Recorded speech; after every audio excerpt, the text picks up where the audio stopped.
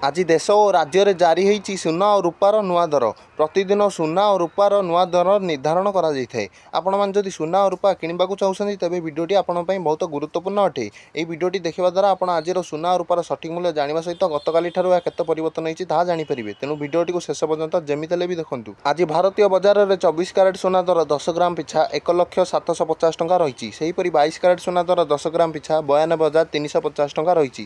ସେହିପରି ଆଜି ଓଡ଼ିଶାର ରାଜଧାନୀ ଭୁବନେଶ୍ୱରରେ 24 କ୍ୟାରେଟ୍ ସୁନା ଦର 10 ଗ୍ରାମ ପିଛା 1,750,000 ଟଙ୍କା ରହିଥିବା ବେଳେ 22 କ୍ୟାରେଟ୍ ସୁନା ଦର 10 ଗ୍ରାମ ପିଛା 92,350 ଟଙ୍କା ରହିଛି। ସେହିପରି ଭାବେ ଆଜି ଭାରତର ରାଜଧାନୀ ନୂଆଦିଲ୍ଲୀରେ 24 କ୍ୟାରେଟ୍ ସୁନା ଦର 10 ଗ୍ରାମ ପିଛା 1,09,000 ଟଙ୍କା ରହିଥିବା ବେଳେ 22 କ୍ୟାରେଟ୍ ସୁନା ଦର 92,500 ଟଙ୍କା ରହିଛି।